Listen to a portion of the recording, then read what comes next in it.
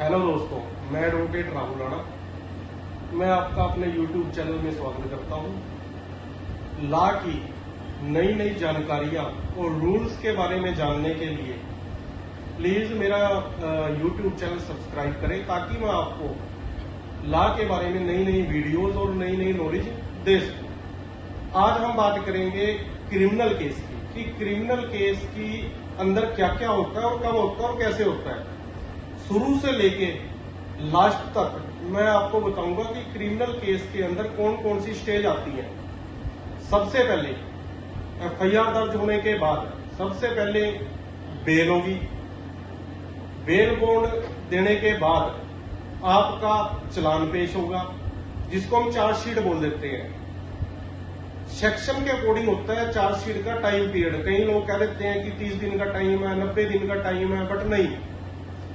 Chargesheet पेश करने का पुलिस का जो टाइम होता है वो आपके लगे चार्ज के ऊपर या ऑफेंस के ऊपर डिपेंड करता है कि 30 दिन का टाइम है या 90 दिन का टाइम है। चार्जशीट पेश होने के बाद आपका केस लगेगा चार्ज के ऊपर। चार्ज का मतलब क्या है? चार्ज वो होता है कि जिस ऑफेंस के अंदर आपके ऊपर एफआईआर दर्ज हुई है, पुलिस ने आपके ऊपर चार्ज लगा दिया, ऑफेंस का सेक्शन का चार्ज लग गया, कोर्ट उसको कंसीडर करती है कि भाई कौन सा सेक्शन के अंडर आपका केस चलेगा और कौन सा सेक्शन लगना चाहिए और कौन सा नहीं लगना चाहिए। या कोई छोड़ दिया है सेक्शन तो वो सेक्शन लगेगा। उस पे आपका एडवोकेट आर्गुमेंट करेगा कि भाई चार्ज बनता है या नहीं बनता है। चार्ज के बाद चार्ज लग गया है। चार्ज के बाद बारी आती है प्रोसिक्यूशन एविडेंस की। प्रोसिक्यूशन एविडेंस क्या है? प्रोसिक्यूशन एविडेंस ये होता है जिसमें कंप्लेनेंट साइड की एविडेंस कराई जाती है। जो भी कंप्लेनेंट है या जो भी इसमें आईओ है, इन्वेस्टिगेशन ऑफिसर है, उसकी एविडेंस जो होगी उसको हम प्रोसिक्यूशन एविडेंस बोलते हैं। प्रोसिक्यूशन एविडेंस के लिए कोर्ट सम्मन करेगी या नोटिस करेगी एविडेंस को।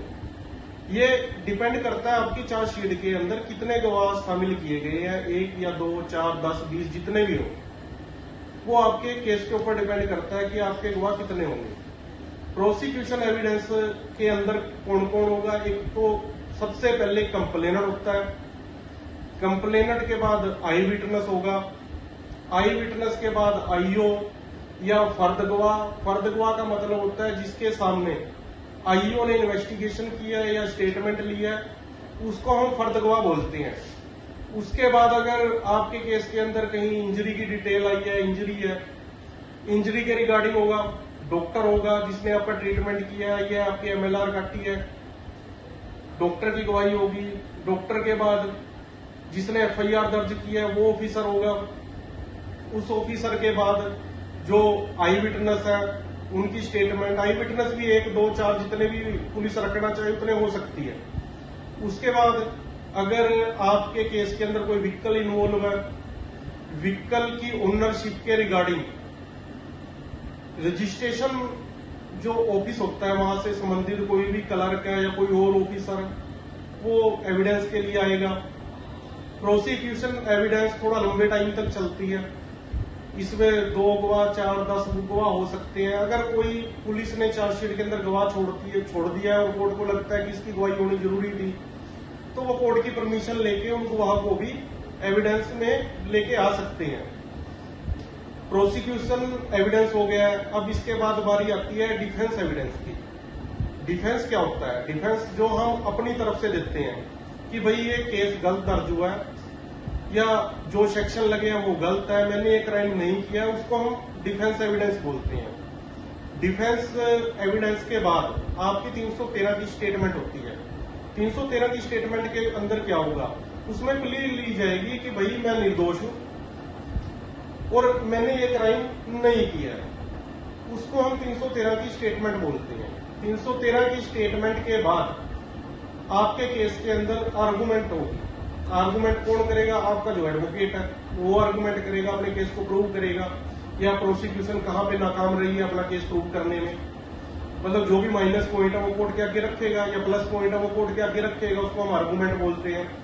आर्गुमेंट के बाद आपके केस का ऑर्डर होगा। ऑर्डर में क्या होगा? या तो केस में आप बरी होगे या आपको कन्विक्शन होगी।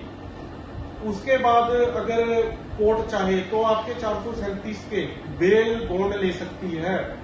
437 के बेल बॉन्ड क्या होते हैं कि सपोज करो आप बरी हो गए हो और प्रोसिक्यूशन ने उसके आगे अपील डाल दी है, सेशन के अंदर या हाई कोर्ट के अंदर अपील डाल दी है, तो आपको कोर्ट में पेश करने के लिए रिस्पॉन्सिबिलिटी लेगा एक बंदा कि भाई हाँ आपने अपील डाली है, सम्मन किए हैं, तो मैं इसको पेश करूंगा। उसको हम 437 के बेल बॉन्ड बोलते हैं। अगर सजा कर दी है तब भी 437 के बेल बॉन्ड देने पड़ेंगे।